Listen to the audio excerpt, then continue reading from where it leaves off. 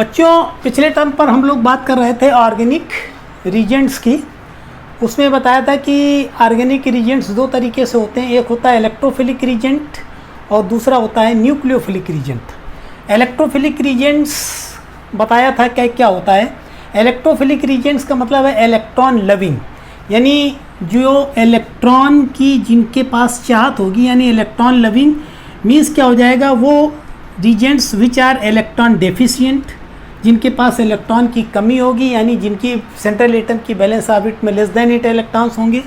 और जब electron deficiency होगी तो क्या करेंगे, can accept a pair of electron.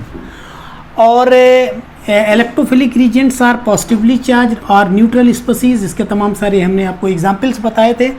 और ये जो इलेक्ट्रोफिलिक रीजेंट्स होंगे, इनके पास इलेक्ट्रॉन की डिफिशियंसी है तो क्या करते हैं, attack at the point of high electron density, वहाँ पर अटैक करते हैं जहाँ पर इलेक्ट्रॉन डेंसिटी क्या होती है, हाई होती है। इसके अपोजिट आ जाओ, न्यूक्लियोफिलिक रीजेंट। न्यूक्लियोफिलिक रीजेंट्स में न्यूक्लियो मीन्स न्यूक्लियस और फिलिक मीन्स लविंग, यानी न्यूक्लियस लविंग। न्यूक्लियस में क्या होता है, पॉजिटिव चार्ज होता है, तो पॉजिटिव चार्ज लविंग कौन होगा, जिसके पास निगेटिव चार्ज ज़्यादा होगा। तो क्या हो जाएगा, nucleophilic reagents are electron rich species. और तुमको बताया था इलेक्ट्रॉन रिच स्पीसीज कौन होंगी, वो स्पीसीज जिनके बैलेंस ऑर्बिट पर 8 इलेक्ट्रॉन्स होंगे, including A loan pair of electron, A loan pair of electron, यानी वो स्पीसीज जिनके पास 8 इलेक्ट्रॉन्स होंगे और कम से कम एक lone pair of electron present होगा, they are called electron rich species. इसके साथ साथ जब इनके पास लोन पेयर ऑफ इलेक्ट्रॉन होगा तो क्या कर सकते हैं, कैन, यहाँ पर आ जाएगा donate A pair of electron, can donate A pair of electron, A pair of electron, ये एक पेयर ऑफ इलेक्ट्रॉन डोनेट कर सकते हैं। इसी तरीके से जैसे ये है, nucleophilic reagents are negatively charged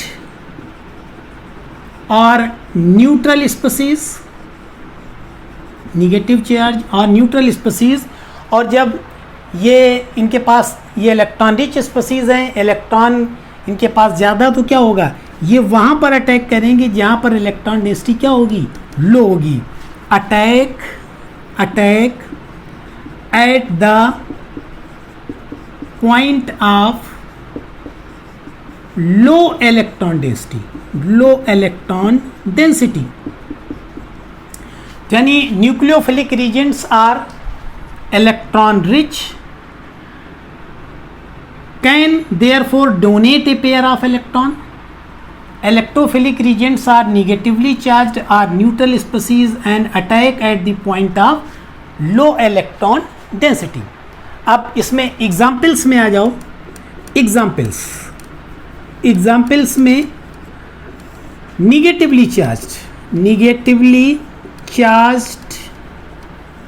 nucleophiles, negatively charged nucleophiles. Negatively charge nucleophiles में क्या क्या हो जाएंगे, हाइड्रोक्साइड आयन हो जाएंगे, एल्कोक्साइड आयन हो जाएंगे, एमाइड आयन हो जाएंगे, साइनाइड आयन हो जाएंगे, क्लोराइड आयन, ब्रोमाइड आयन। तो जितने भी निगेटिवली चार्ज स्पीसीज होंगी वो सभी क्या हो जाएंगी, न्यूक्लियोफाइल्स की तरीके से वर्क करेंगे। और इसके दूसरे एग्जाम्पल हैं न्यूट्रल न्यूक्लियोफाइल्स। न्यूट्रल न्यूक्लियोफाइल्स में क्या क्या है, वाटर, इस ऑक्सीजन एटम पर lone pair of electron, alcohol, ether, ammonia,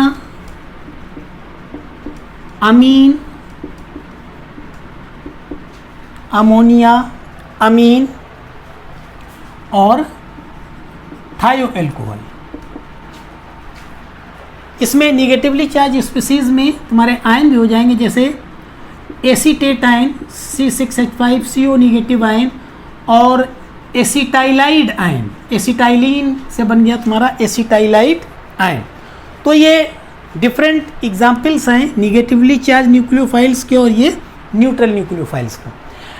अगर तुम्हें पहचान करनी है कि कौन रीजेंट इलेक्ट्रोफिलिक रीजेंट है और कौन रीजेंट न्यूक्लियोफिलिक रीजेंट है, तो उसमें सबसे अच्छी चीज़ ये है कि अगर कोई पॉजिटिवली चार्ज स्पीसीज है जिस पर पॉजिटिव चार्ज है, वो फंक्शन करेगा एज ए इलेक्ट्रोफिलिक रीजेंट, और वो स्पीसीज जो कि निगेटिवली चार्ज्ड है वो फंक्शन करेगा न्यूक्लियोफिलिक रीजेंट्स की तरीके, इसमें से कोई डाउट नहीं है।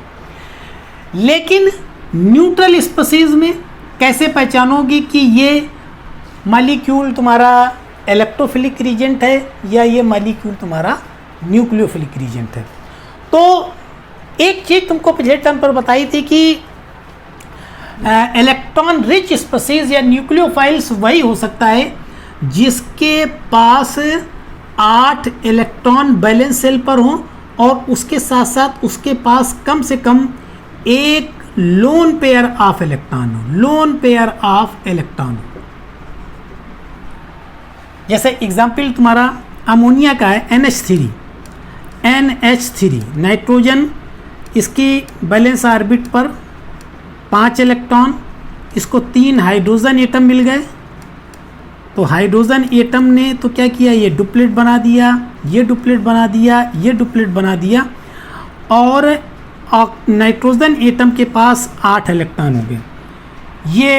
ये pair of electron nitrogen hydrogen bond बना रहा, तो this is bonding pair of electron, this is also bonding pair of electron, this is also bonding pair of electron, और ये क्या है, ये बॉन्ड नहीं बना रहा है, तो इसी को हम कहते हैं लोन पेयर ऑफ इलेक्ट्रॉन, क्योंकि ये पेयर ऑफ इलेक्ट्रॉन ये लोन में दे सकता है। इसी को हम कहते हैं unshared pair of electron, unshared pair of electron, unshared pair of electron. ये क्या है, ये शेयर्ड पेयर है, क्योंकि नाइट्रोजन हाइड्रोजन के बीच में शेयरिंग कर रहा है, ये भी शेयर्ड पेयर, ये भी, लेकिन ये कहीं शेयर नहीं कर रहा, तो इसको क्या कहते हैं, this is called unshared pair of electron. Loan pair of electron कहते हैं क्योंकि लोन में दे सकता है, अनशेयर्ड पेयर ऑफ इलेक्ट्रॉन इस वजह से कहते हैं क्योंकि ये शेयरिंग में पार्टिसिपेट नहीं कर रहा है, या इसको हम लोग कहते हैं non bonding pair of electron, non bonding pair of electron. ये क्या कहलाएगा, ये बॉन्ड बना रहा तो बॉन्डिंग पेयर ऑफ इलेक्ट्रॉन, ये भी बॉन्डिंग पेयर ऑफ इलेक्ट्रॉन, ये भी बॉन्डिंग, ये बॉन्ड नहीं बना रहा, तो इस तरीके से क्या है, non bonding pair of electron. तो न्यूक्लियोफिलिक रीजेंट्स कौन होगा, जिसके पास इलेक्ट्रॉन डोनेशन कैपेसिटी होगी। इलेक्ट्रॉन डोनेशन कैपेसिटी किसके पास होगी, जिसकी सेंट्रल एटम की बैलेंस ऑर्बिट पर 8 इलेक्ट्रॉन्स होंगे और कम से कम एक लोन पेयर ऑफ इलेक्ट्रॉन वहाँ पर प्रेजेंट होना चाहिए। कोई भी स्पीसीज इलेक्ट्रॉन रिच या न्यूक्लियोफिलिक रीजेंट तब तक नहीं हो सकती जब तक कि उसके पास लोन पेयर ऑफ इलेक्ट्रॉन न हो। वाटर है, इसके ऑक्सीजन एटम पर 2 लोन पेयर ऑफ इलेक्ट्रॉन, इस ऑक्सीजन पर 2 लोन पेयर ऑफ इलेक्ट्रॉन, इस ऑक्सीजन पर 2 loan pair of electron, nitrogen के ऊपर 1 लोन पेयर ऑफ इलेक्ट्रॉन, इस नाइट्रोजन के ऊपर, सल्फर के ऊपर 2 लोन पेयर ऑफ इलेक्ट्रॉन। तो अगर तुम्हें न्यूट्रल स्पीसीज में पता करना है कि ये इलेक्ट्रोफिलिक रीजेंट है या न्यूक्लियोफिलिक रीजेंट है, तो न्यूक्लियोफिलिक रीजेंट वो तभी होगा जब उसके पास लोन पेयर ऑफ इलेक्ट्रॉन होगा, यानी उसमें डोनेशन कैपेसिटी होगी। किसी एटम की बैलेंस ऑर्बिट पर चाहे जितने 8 इलेक्ट्रॉन हो, चाहे 10 इलेक्ट्रॉन हो या 12 इलेक्ट्रॉन हो, वो मतलब नहीं करता, वो तब तक इलेक्ट्रोफिलिक रीजेंट ही रहेगा। न्यूक्लियोफिलिक रीजेंट वो तभी होगा जबकि उसके पास क्या होगा, एक लोन पेयर ऑफ इलेक्ट्रॉन होगा। जैसे पिछले टर्म पर हमने बात की थी SnCl4,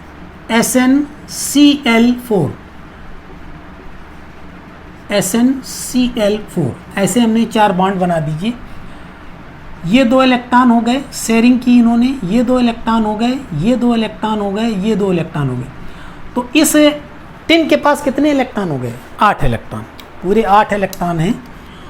और 8 इलेक्ट्रॉन के बाद तुम क्या कहोगे कि इट इज़ इलेक्ट्रोफिलिक रीजेंट या न्यूक्लियोफिलिक रीजेंट। हम इसको न्यूक्लियोफिलिक रीजेंट इस वजह से नहीं कह सकते कि इसमें जितने भी इलेक्ट्रॉन हैं सब क्या है, बॉन्डिंग पेयर ऑफ इलेक्ट्रॉन है। इसमें कोई non bonding pair of electron नहीं है, लोन पेयर ऑफ इलेक्ट्रॉन नहीं। तो जब लोन पेयर ऑफ इलेक्ट्रॉन नहीं तो इसमें डोनेशन कैपेसिटी नहीं है, इस वजह से ये कभी भी इलेक्ट्रॉन रिच स्पीसीज नहीं हो सकती। इसी तरीके से फास्फोरस पेंटाक्लोराइड की बात करें तो फास्फोरस के साथ 5 क्लोरीन बॉन्ड बनेंगे इस तरीके से।